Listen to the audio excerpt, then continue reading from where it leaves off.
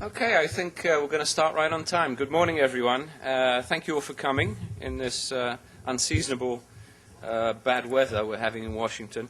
It's my pleasure to welcome back today, back by popular demand, His Excellency Haris Silagic. He seems to be here every year, but every year there's a lot to talk about in terms of developments in Bosnia and Herzegovina. He needs no biographical introduction in Washington, so I won't bother. He is actually one of the best-known political leaders from Southeast Europe for, I would say, almost 15 years, if not more, in Washington. He visits us, I think, at a very important time in the region, both for positive and negative reasons. And let me just sort of outline a few factors. On the positive side, I think the recent NATO summit moved two of Bosnia's near neighbors, Albania and Croatia, into the alliance, but also offered the prospects of membership for Macedonia. Hopefully this will be completed by the end of the year, as well as Montenegro.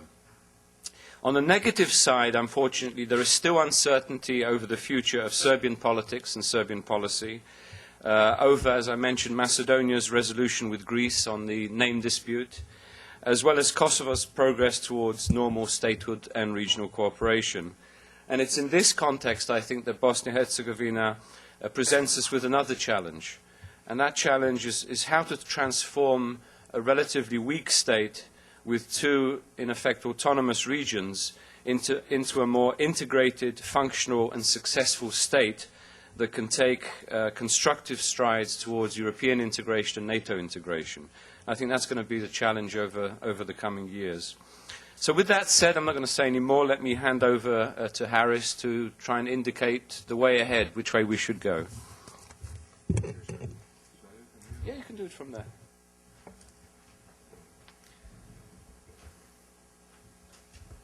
Thank you very much.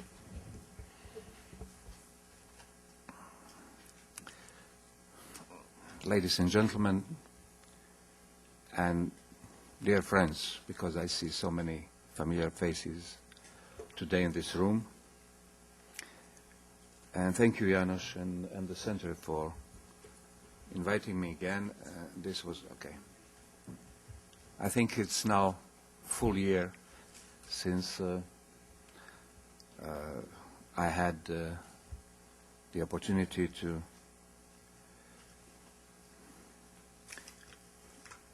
exchange my views with you in this center.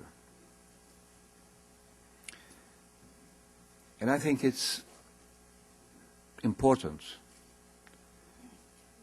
that from time to time you hear from Bosnia, because I believe Bosnia is, and I'm trying to be objective here, Bosnia is,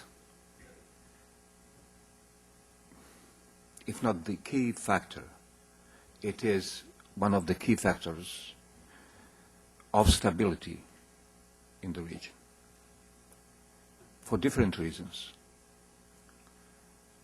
Of course, you all know that Bosnia sits on this fault line that has been there for some time, meaning for over,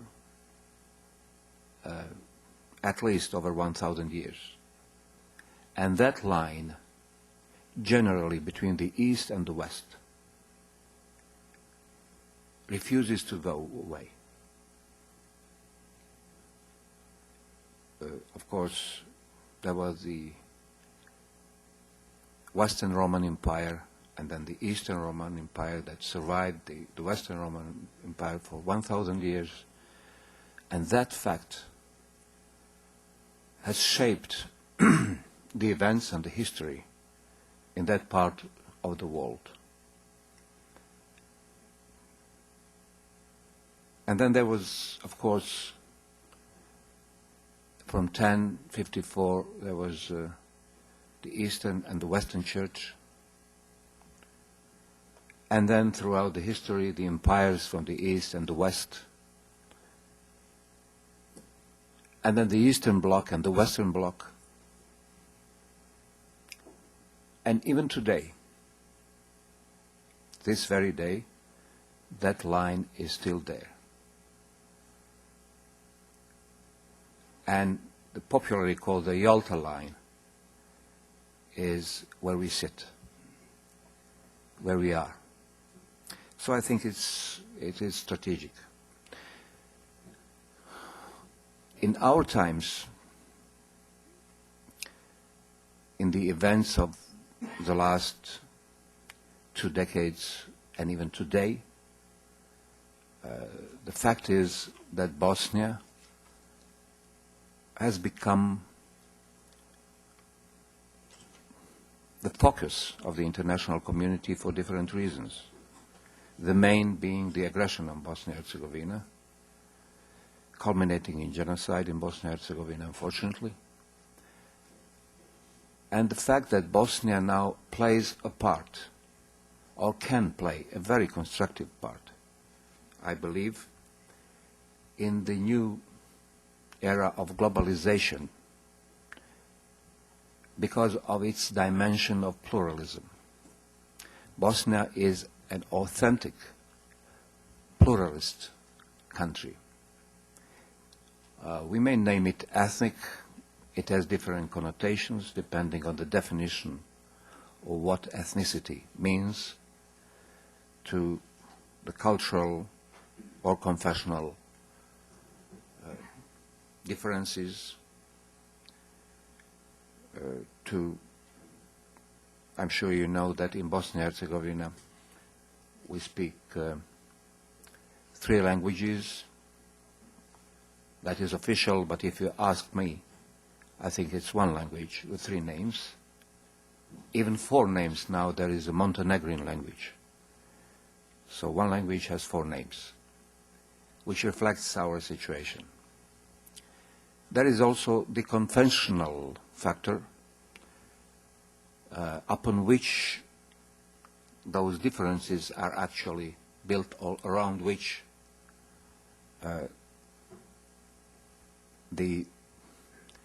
those cultures have emerged. Among them is the Muslim factor, or the fact that Bosnia-Herzegovina has a considerable Muslim population, which is, in our times, an important issue. So there is pluralism, and globalism is pluralism, and globalism happens, whether we agree with it or not, it is happening, with both positive and negative side of it. Bosnia is plural, authentically plural. When I say authentically, I mean that for hundreds of years we lived with different cultural bases, if you like. Before the Ottomans in Bosnia, there was a Bosnian church. There was a Catholic church, there was the Orthodox church. And then the Ottomans came, and then we had the Jewish culture introduced there, together, of course, with the Islamic culture. So the result is what is Bosnia today. And this Muslim factor is important because there is a dialogue. There are many important dialogues in our day. And the dialogues are about dulling the edges between those cultures. I am not a believer in the clash of civilizations, but I believe that we have to work very hard to avoid clashes and to avoid misunderstandings. One of those dialogues is the ongoing dialogue, very important dialogue between the Muslim world and the others. And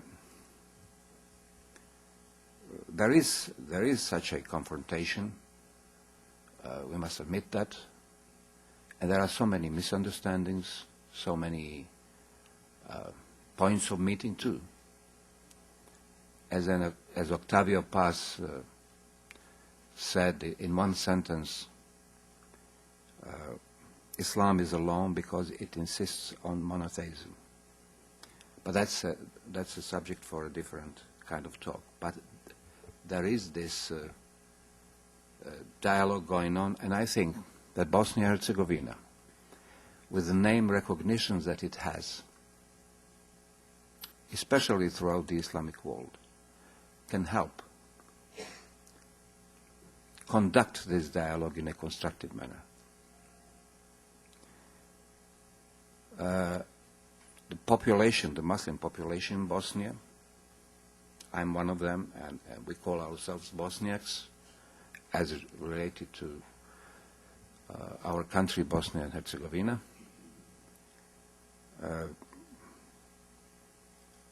This population has come out of the test room from 92 till 95 with a civilized face. Has come out clean, if you like, despite the very severe tests. And that is one of the factors we have to take into consideration when we make conclusions about what it means for Bosnia, for outside of Bosnia, for the region as a whole. It is true that there was a genocide in Bosnia, but it is true that this country intervened, the United States of America. Somewhat belatedly, but it intervened. And I think that is important for the ongoing dialogue between Muslims of the world and the United States of America and the West too.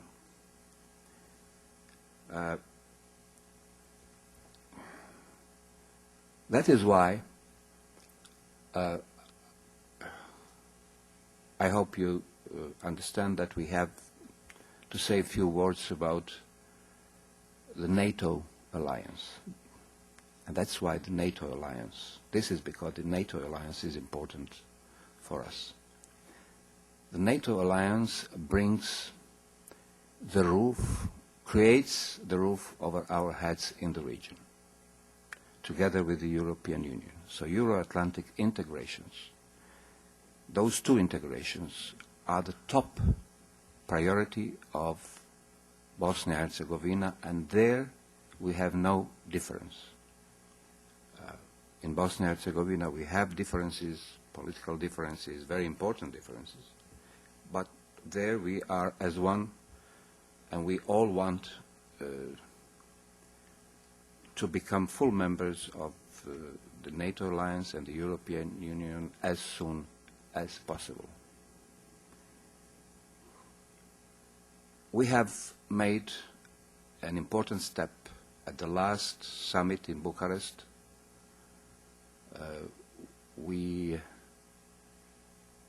began so-called intensified dialogue with the NATO alliance. That's one of the phases or stages. And we hope to be invited to the MAP, which is Membership Action Program, which is the last stage before we're actually invited to the full membership. Now, as Janos said, in Bucharest, we were actually, I was happy to see that countries in the region like Croatia and Albania have come closer to the NATO alliance, and that Macedonia is, I actually did hope for that, but obviously it was for the reasons that I do not want to elaborate here, for well-known reasons. The Macedonian invitation was delayed. Generally, we believe that it is in our strong interests that the countries of the region go forward. It's good for Bosnia and Herzegovina. The more the NATO, the secure, the more secure the region. And I hope at the next summit that we will make the next step. For us, it's an important thing, and it's one of the strategic goals. So is our membership, full membership in the European Union one day. We have made some good and important steps toward this membership. We hope to sign the Association and Stabilization Agreement with the European Union, which is the first contractual agreement with the European Union on the 16th of June. So it's in a couple of weeks. And that will mark an important beginning for Bosnia and Herzegovina, a new beginning. So far, actually, this is the first time that I can say that I come with good news from Bosnia.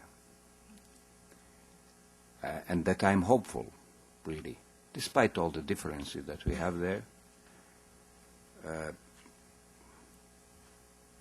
which are to be expected after all that has happened there. It is to be expected.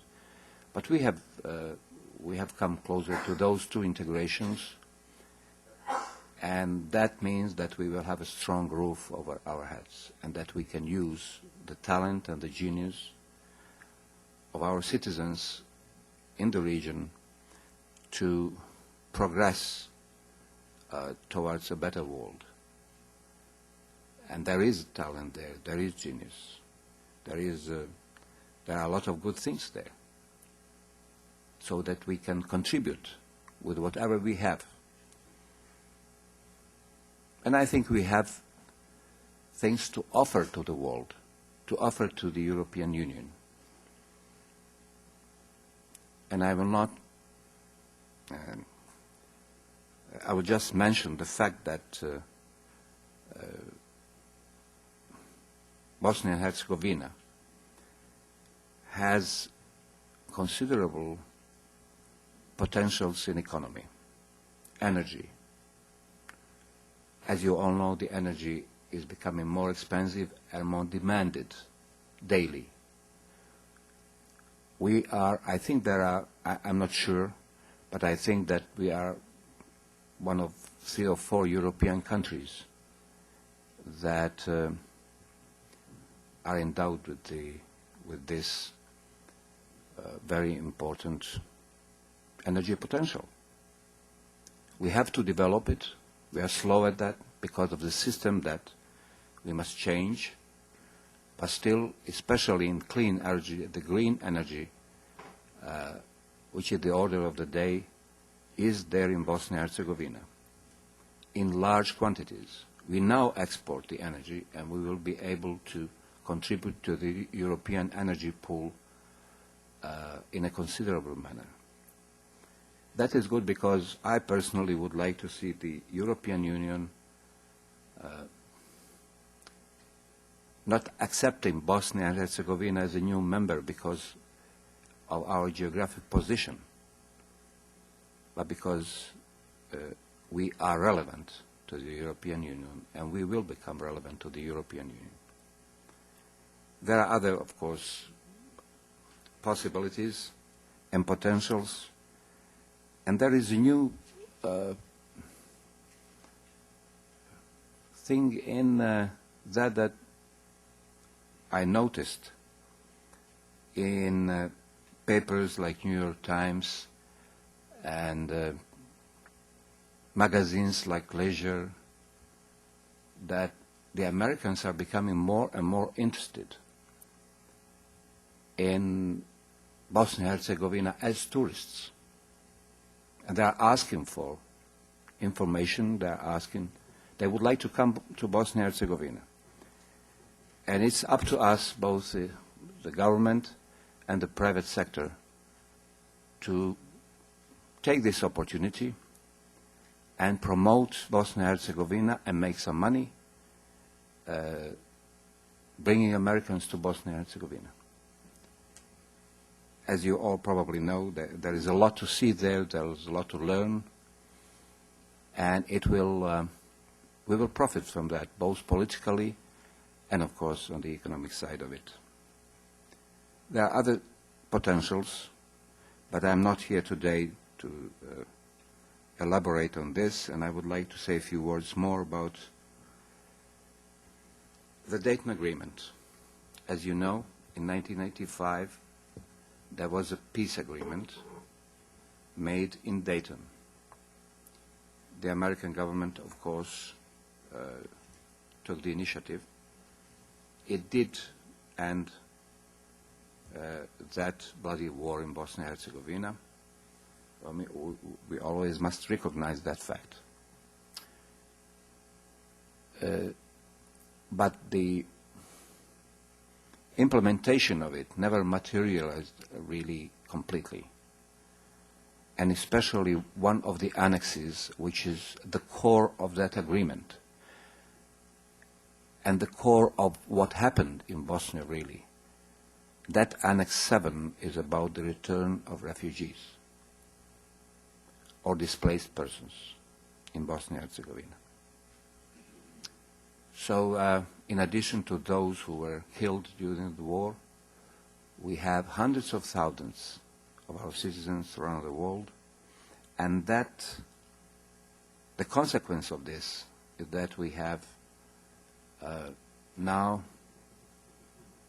in our country territories without its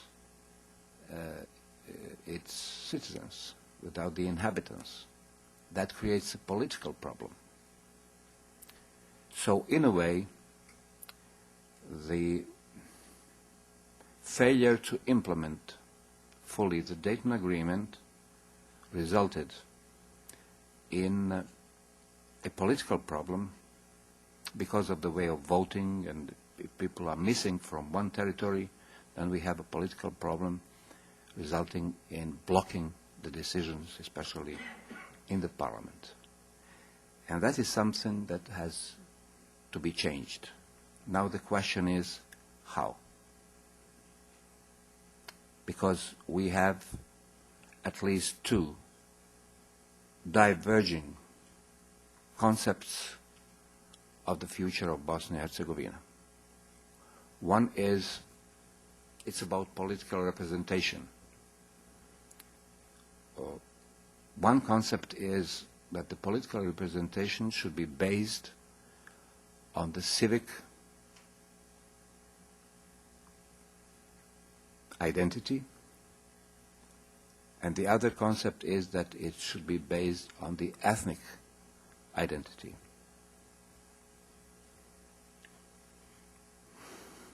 I vote for the first concept, and I believe that modern democracy and ethnocracy cannot coexist. That ethnocracy cannot really be real modern democracy. But we have differences there. That is why we need to have a new constitution in Bosnia and Herzegovina, whether considerably amended or a new constitution, but we have to have a constitution in Bosnia and Herzegovina that will unblock this situation. This has become the main stumbling block in our country. And that is why in my meetings with the senators and congressmen, and I'm asking for the American presence in Bosnia to assist us in providing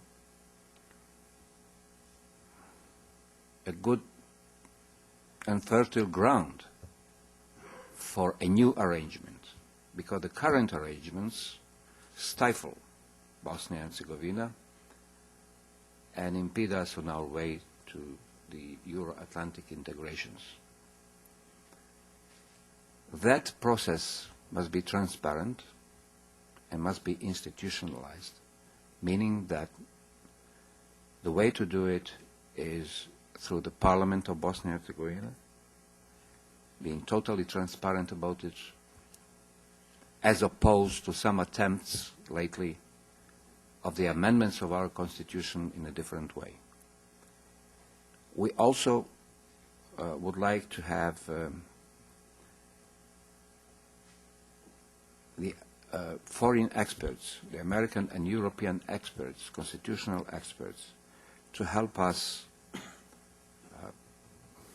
do this in the best of manners. But I also believe that this assistance should also be political assistance. I know it's somewhat strange to ask for the political assistance in creating the constitution of a country, but it's still better than going on for years like this and continuing this blockade that has resulted from the system. The system is dysfunctional.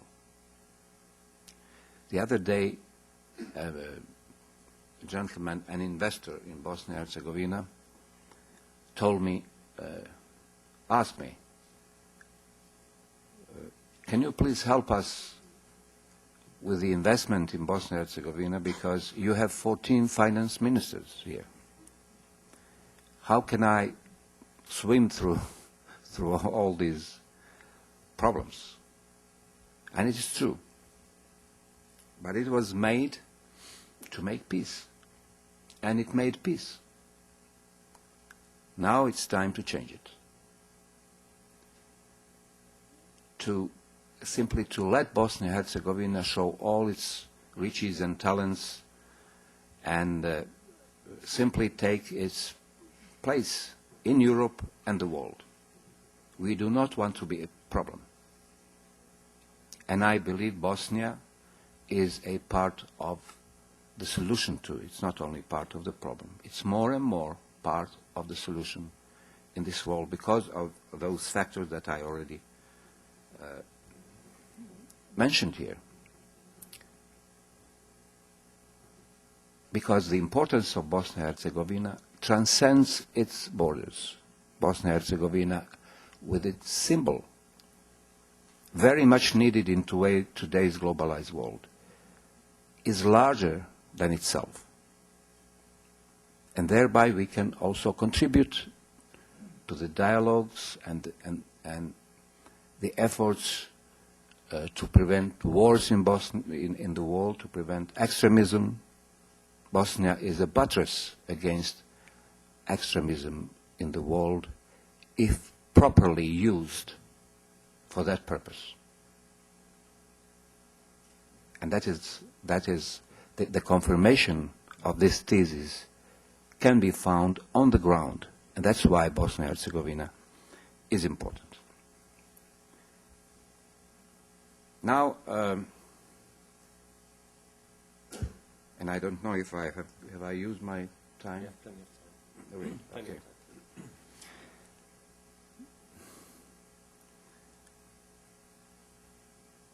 You may hear of our problems, those who follow Bosnia and Herzegovina, that there are unresolved, open questions. It is true.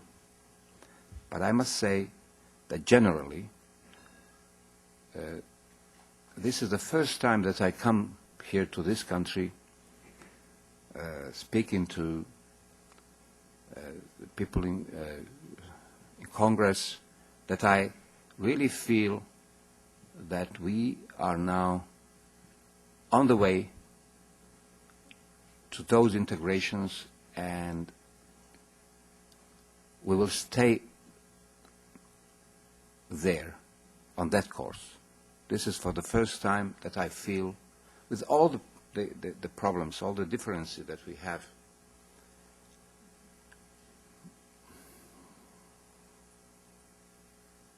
it will be very difficult to churn out a new constitution.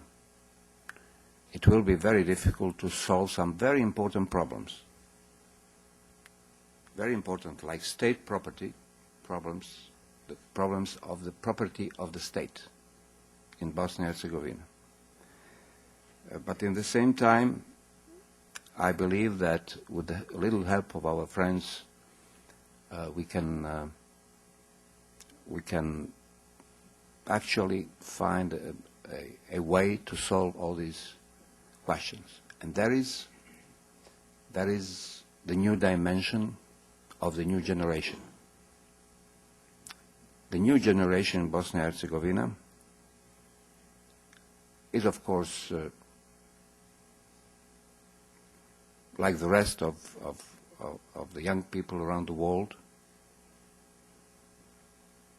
but they have a disadvantage. And the disadvantage is that the system prevents them from integrating within Bosnia and Herzegovina. So the main task, and probably the longest process that we will have to go through, is the integration of our society. The system is conducive to creating ghettos in Bosnia. It's not only the fact that I'm with my whole being against the ghettos and the ethnic divisions, but also that it may become dangerous, especially if there is frustration that may be fueled by economic woes, by infiltration of different ideas, and so on and so on. The fact is that young people from Sarajevo rarely go to, for example, the town of Banja Luka, and vice versa.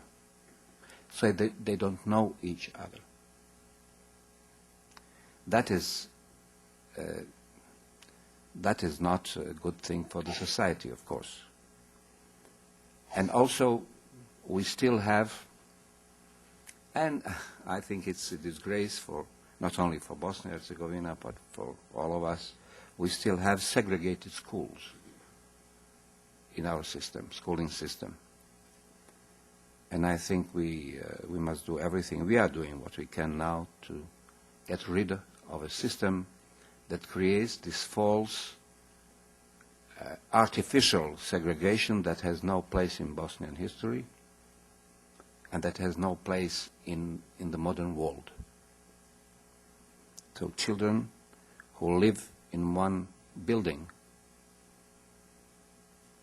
go to separate schools, or what they call two schools under one roof, but they are segregated, separated, which is something that we really have to deal with in order to integrate the society. So the conclusion would be that we shall become members, full members of the European Union and of the NATO alliance. We shall have an economy that would be satisfactory, I think, because we have so many potentials, and human potentials too. That all we shall have.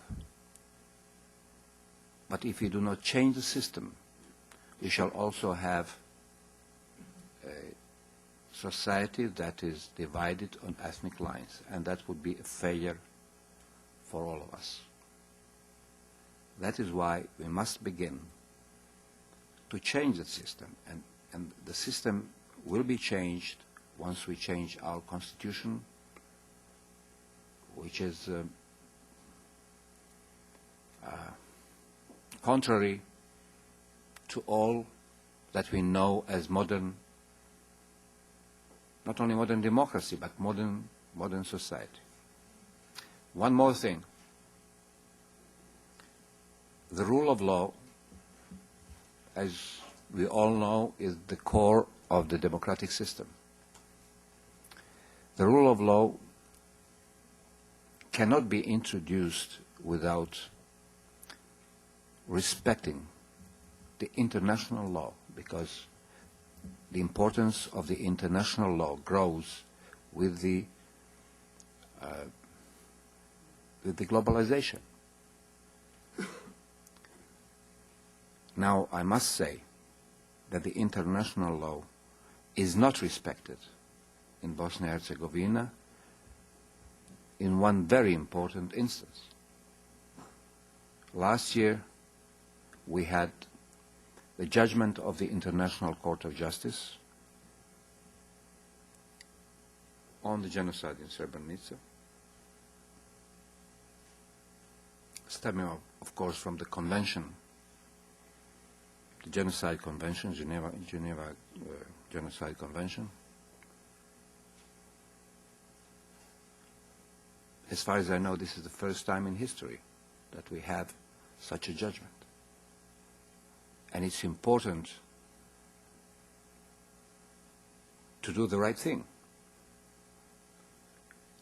But that has been largely ignored. That judgment was ignored. And in so many subtle ways, we've been asked not to bring up this question. I think it's dangerous for the world to ignore this judgment. Amongst other things, that judgment, the verdict says that Serbia must deliver persons responsible for crimes in Bosnia and Herzegovina. So the verdict must have, as any other judgment, because this is the court, and this is the International Court of Justice, the United Nations Court, that must have legal consequences. Otherwise, we play games with the international law. And if that is the case, and that is the case, unfortunately, then how can we convince the citizens of Bosnia and Herzegovina that we must have the rule of law? In Bosnia and Herzegovina, if we do not respect the law that all nations agreed upon, and we have it as such. So those issues cannot just be ignored, not for the sake only of our present, but for the sake of the future. It must not be ignored. We must deal with that, as difficult as it is, but we must deal. And the countries, in this case Serbia, must respond. And I will tell you a meeting that I had with President Tadic of Serbia lately in Ohrid. And we talked about this, and he says that he intends to comply with this judgment. He intends to deliver those persons responsible for crimes in Bosnia and Herzegovina as soon as they are found. It remains to be seen. I have no reason not to believe this, but it has not happened yet. It's one of those things that has an impact not only in Bosnia and Herzegovina, but in the region too. Now, this is mainly what I wanted to share with you today. It may be a little sketchy because I wanted to cover all the important subjects, or those subjects that I deem as important.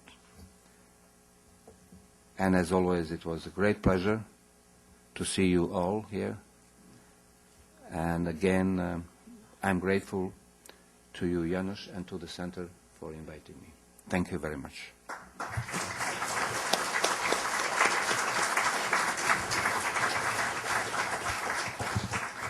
Thank you very much, Haris. I think you've given us a good overview. Now we can get to some questions and see what's on people's minds. I think we have a couple of microphones that are circulating, so please raise your hands and introduce yourselves and your affiliation. Over here.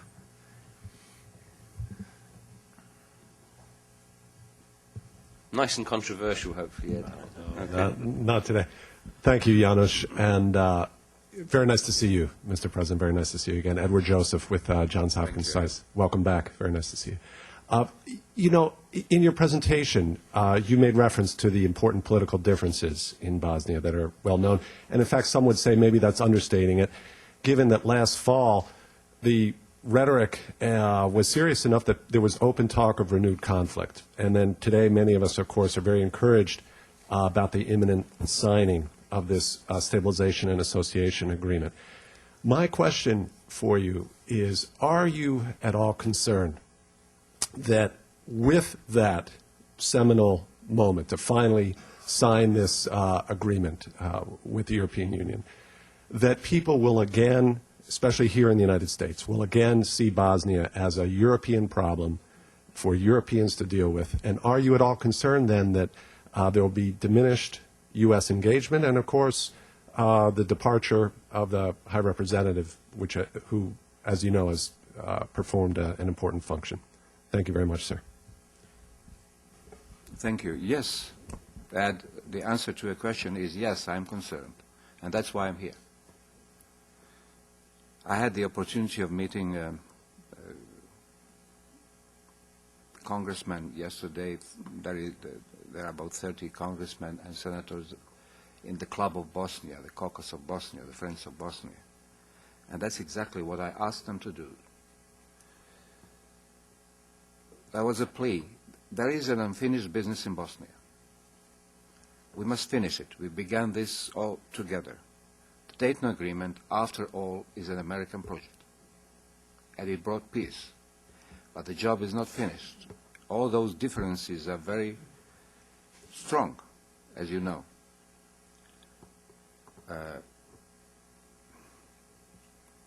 And we have to have a constitution that reflects whatever is the will of the people there.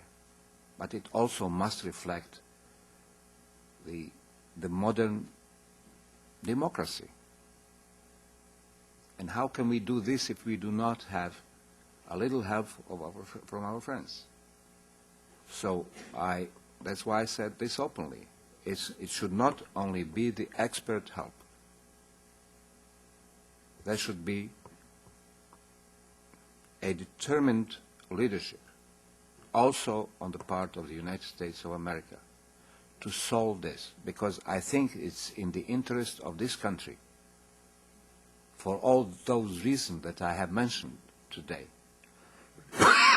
that we have excuse me, peace and stability in Bosnia and Herzegovina. So mainly, you know, I'm here today not to complain, and you know, you followed my visits, and you know what we did sometimes even together and so on. But today I say there is good news from Bosnia, but we are not yet there. The main stumbling block is the new constitution, and the main problem of that constitution is two competing and diverging concepts of what Bosnia should look like.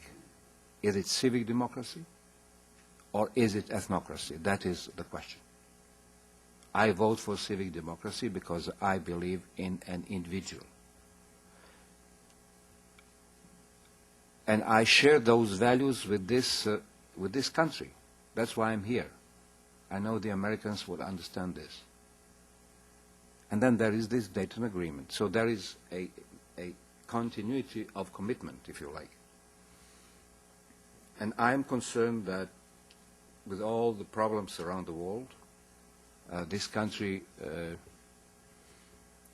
will simply not go away, but, you know, play a less active role, which is not the case now, I must tell you that.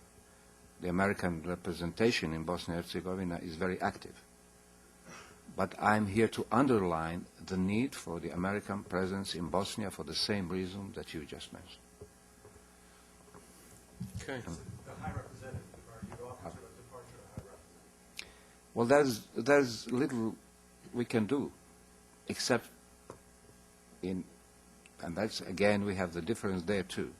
I think the High Representative should stay there because the Dayton Agreement, because of the Annex 10 of the Dayton Agreement, and that we should have a high representative in Bosnia and Herzegovina because the job is not finished. As you know, there was talk about the early departure last year. Well, that would have been a mistake. We all agree now that would have been a mistake. So we do not want to commit that mistake. And I think the continuation of that office in Bosnia and Herzegovina is necessary. But we do not all in Bosnia and Herzegovina agree on that subject. Okay, further questions, please? I see a hand over there on the left. Hi, Mr. President. I wanted to ask about Annex 7. My name is Jared Toll. I'm a professor at Virginia Tech. You said that Annex 7 was a failure, but a lot of people who are involved in the implementation of that would disagree. 100 or 1 million people returned, according to UNHCR figures, as of September 2004. Annex 7 allowed people to stay or to return to their homes. So there was that particular option. So could you explain why you see Annex 7 as a failure? Well, that point is interesting and debatable. You allow them to go back, so it's their choice. Sounds nice, but it's not like that. It's you have really to create conditions for sustainable return, not to block them at every corner, which has been done in Bosnia and Herzegovina. It's easy to say, well, if you want, you can go back, because there is such law in Bosnia and Herzegovina. The proof of it is that, now, we are going to St. Louis Friday. There is only in St. Louis 50,000 Bosnian citizens there, 50,000, only in St. Louis. Why are they there? We are a small country. It's a few million people. We need all of them. But they're not there. Why? Because they could not return normally. It's true that 100% return has never been achieved in the history of refugees. But still, you have many places where the return is 7%, 8%, 10%, in some cases more. But generally, we have hundreds of thousands of Bosnian citizens around the world, starting from Australia, Europe, the United States, everywhere. So that's why it is a failure. If they say that 1 million returned, probably including displaced persons, that means that we have another million that has not returned, because half of the population was moved in between the refugees and the displaced persons. Displaced persons meaning, in this case, the internal displacement within Bosnia and Herzegovina. So if that is a success, and of course some organizations would present their work as a success, that's understandable. But still, why do we have so many hundreds of thousands of refugees around the world if the Annex 7, which is the crucial annex, and which is not only the annex, it's a moral obligation. So, to some extent, yes, there was return, there is still return. We still have 43,000 families registered for return today. But it is very difficult because the time does not work for us. It works the other way. People have children go to school, they identify with their new country, it's very difficult to move them, and so on and so on. The problem is that all those attempts to block return were not sanctioned properly and timely. This is the problem. So the return, yes, there is return, but then there is also a failure there because of the big number of people. The number is big because 100,000, 200,000, 500,000 for Bosnia is a lot of people, because we are not the United States of America. Even for America it would be, I think, for America it would be, I'm not good in mathematics, but it would be like something like 70 million not returning. It's a lot for Bosnia and Herzegovina. It's a lot especially because, of course, we need all those potentials. But have we created the conditions for return? No. Was there deliberate prevention of return? Yes. Was that sanctioned? No. That's why it's a failure. Questions, please? At the back.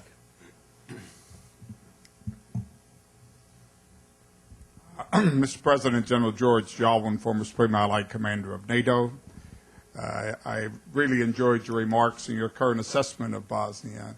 12 years ago, when we entered your country to stop the atrocities, one of the things we were trying to achieve was some integration of the security forces of the three ethnic groups. Where do we stand on that now in 2008? Because like the schools problem, there has to be some integration of the security elements. Where does that stand now? Well, as you may know, we have today one Ministry of Defense in Bosnia and Herzegovina, and that is a considerable achievement. And of course, the NATO alliance played a big role there, and it is playing a good role even today. We are on the way to the integration of those forces. There is still a considerable ethnic component to this. It's not yet completely integrated, but yet there is one command, and it's a civil command. The staff is of mixed ethnic origin, and so on. So it is a success in Bosnia and Herzegovina, and it continues to be a success, and it's our main card to show to our NATO partners when we talk about the integration into the NATO alliance.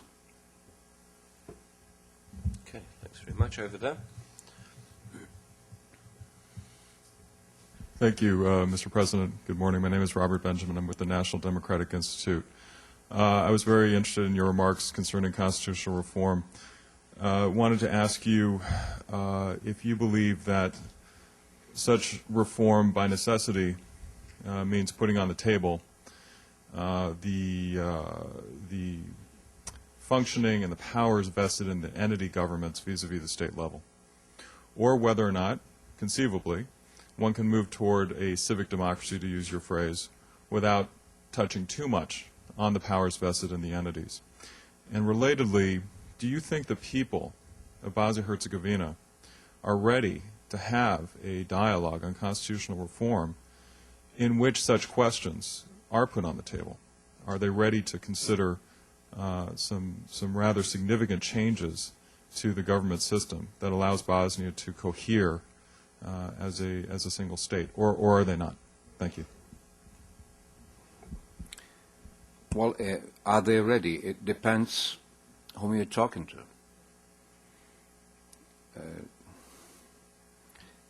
The entities, obviously you're familiar with the system. Why the entities are the problem? It is because of the fact that the Annex 7 has not materialized. That is why. Because if you do not have enough representation in the parliament, then it becomes a problem, a big problem. It blocks the country. And one ethnic group can block the work of the parliament because there is not enough representation. Why? Because the people have not returned, so they could not vote. So we had an attempt to amend this constitution 2 years ago, and the attempt failed. Amongst others, I was against those amendments, because it turned out that according to those amendments, 23% of the parliament could actually block the rest of the parliament, kill the institutions and the state by blocking it legally, had we accepted those amendments. So this is the problem. It has become the ethno-territorial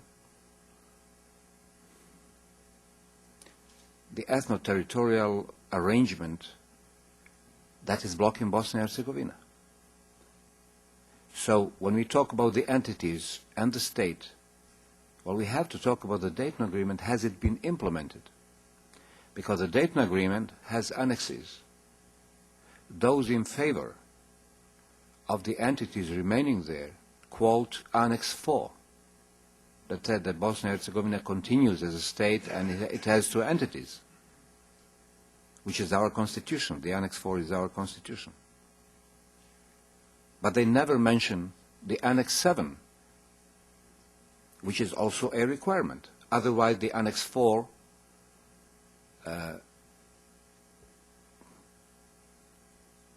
is not there, too. If Annex 7 is not there, it's like a contract. You cannot approach the problem selectively, a la carte menu.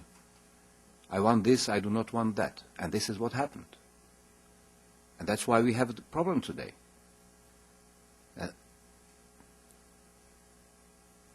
As I said, if there are annexes, and there are a lot of them, you have equally implement all of them. Otherwise, there is disbalance, and that's why we have the problem. So it will be a problem for us. But we must hope that there is a way to actually balance in between the individual and collective rights, because this is what it is all about. I do not believe in collective rights. I do not believe in that personally. I believe in individual rights, and I think that the primary focus of our sovereignty should be laid on the individual. Other people think that it's collective, that it should be the collective protection of their rights. Of course, I acknowledge that there are peoples in Bosnia, there is this need for collective protection of some cultural rights, religious, whatever it is, means identity. But if we do not introduce the citizen at the primary focus, the individual, then how can we talk about democracy? That's how I understand democracy. There must be the individual right. Of course, in Bosnia and Herzegovina, people vote individually. But when they come to the parliament and their will is spoken, then all of a sudden it becomes ethnic, because that is the system. And then the entities can block the state. And that's why we are blocked. And that's why we are not yet a full member of the European Union and NATO, because we are blocked by the system, and the system is in disbalance. The whole thing is dysfunctional because the application and the implementation of the Dayton Agreement is not yet there. Have I been clear enough? Thank you. Okay, please, over here. Your Excellency, I'm retired Lieutenant General Soyster. This is really a follow-on to my former colleague, General Joel Wine. He left. He did. George left.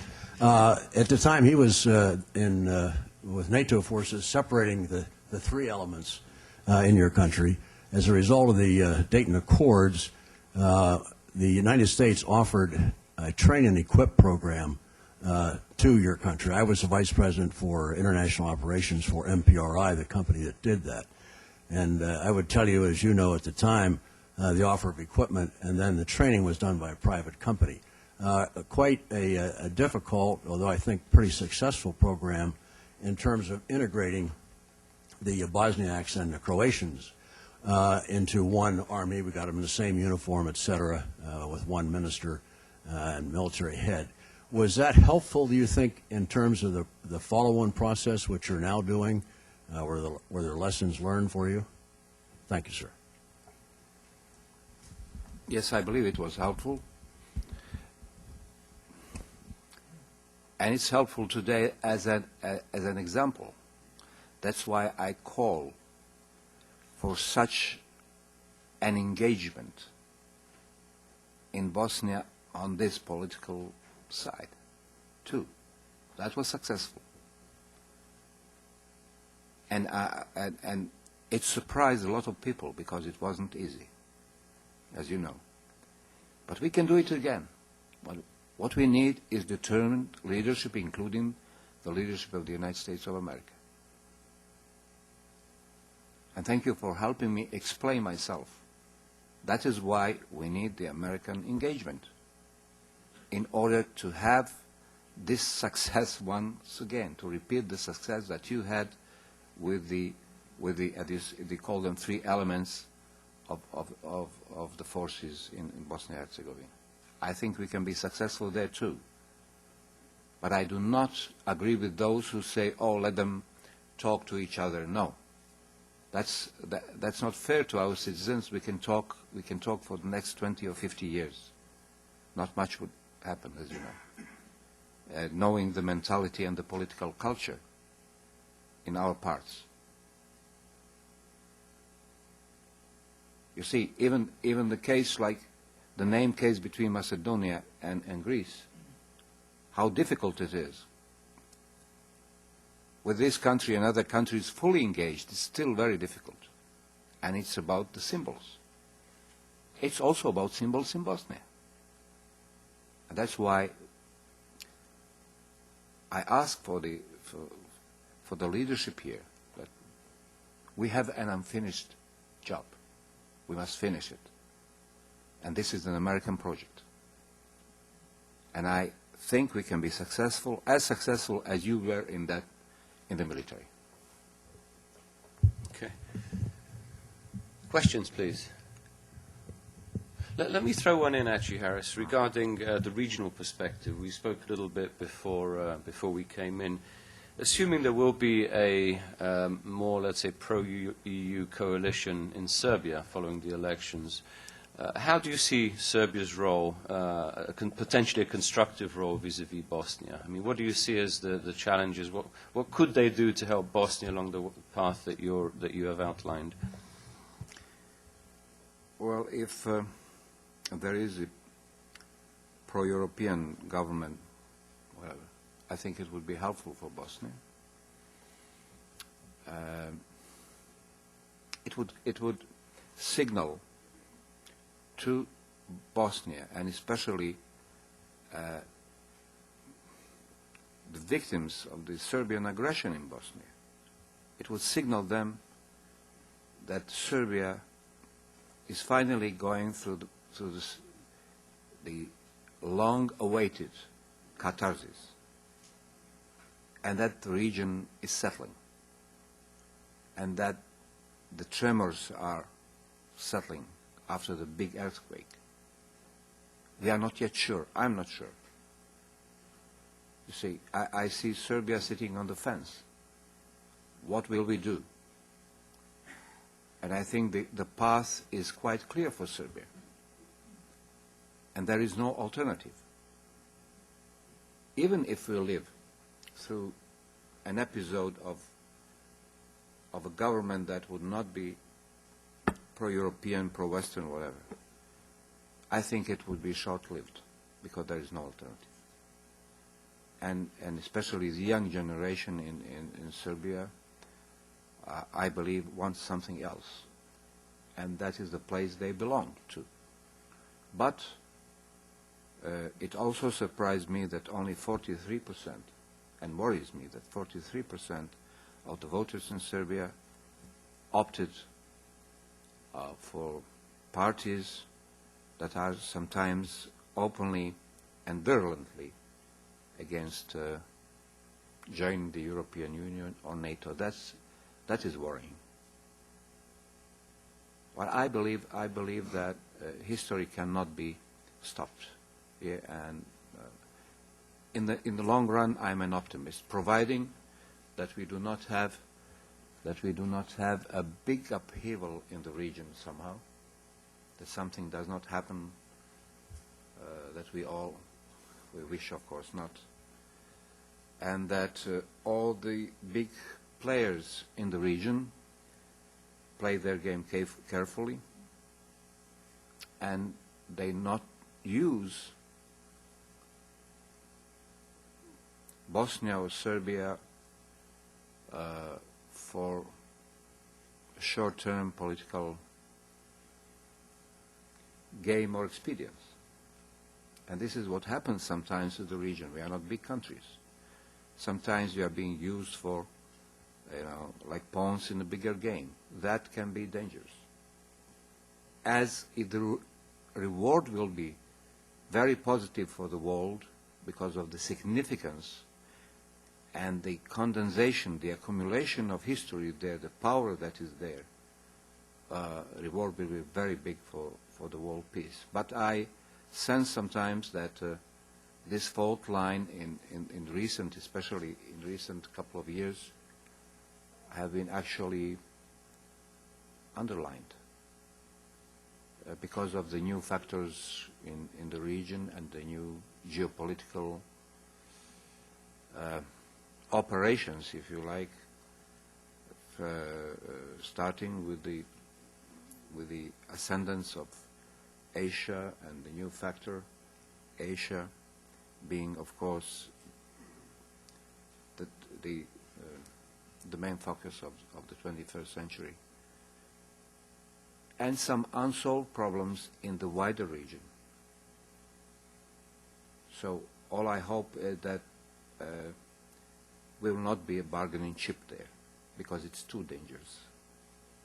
The region has a capacity to produce major problems, as we all know from history. So there should be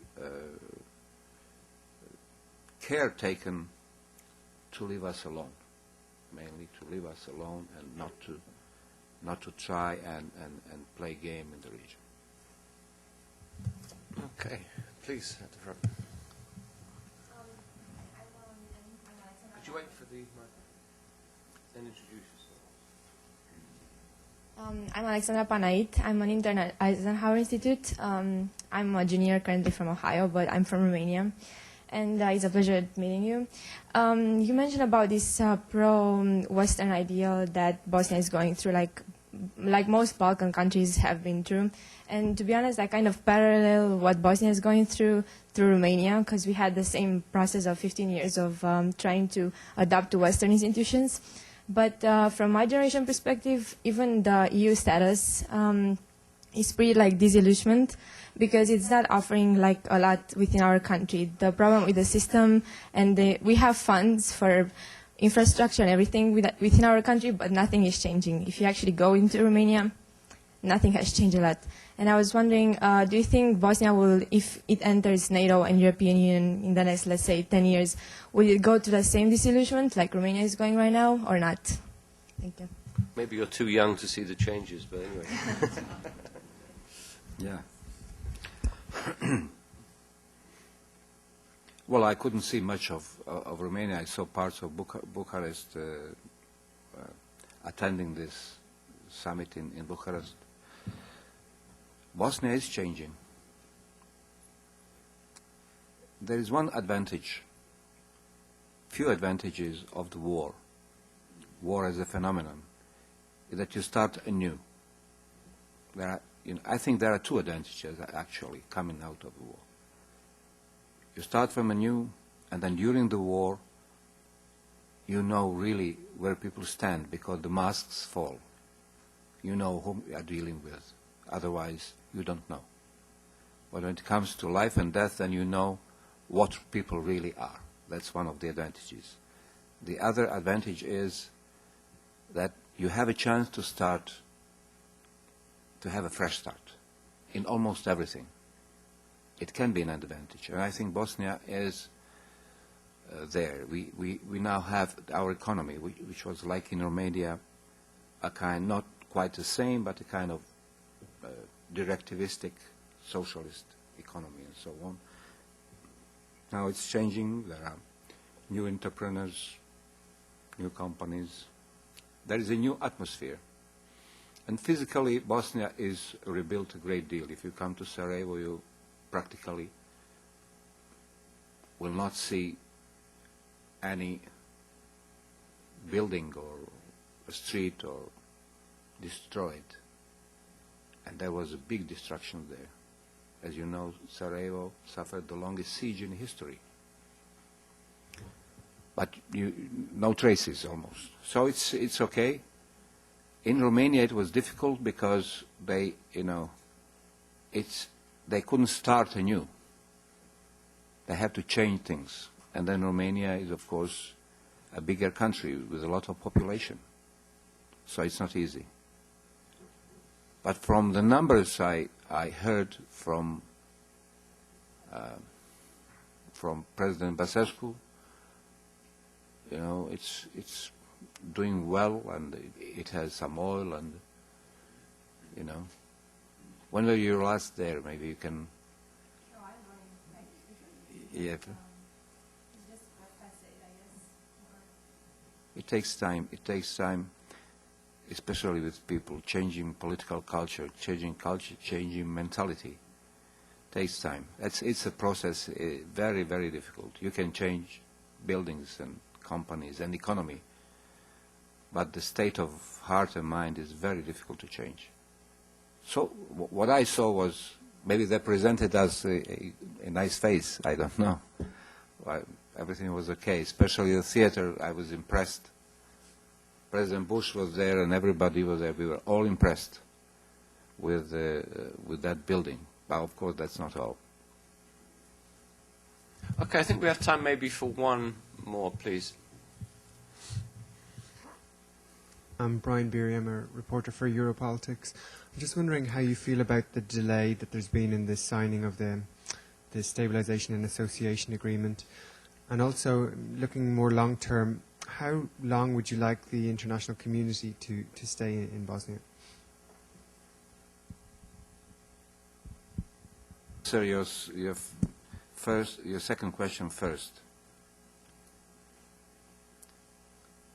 That I do not know. But my view is that as long as Dayton Agreement is there, there should be a representation there, whatever is high representative, whatever it's called. I always found this high representative thing, rather strange name, high, What is a low representative? Medium. Yeah, medium. Anyway, I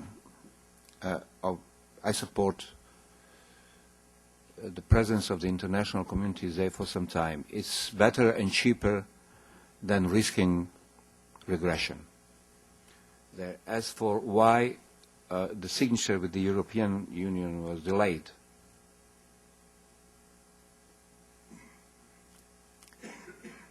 I'm not sure I will answer that question because you want me to fall out with the European Union? I had some problems with them on that front, and I did not buy all the arguments. So I protested. And but anyway, We are going to sign this on the 16th of June. It's a good thing for Bosnia, it's a good thing for the region, and I hope all countries in the region go forward. It is in our interest.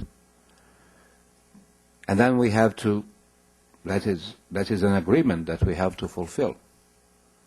And the hard work starts there. So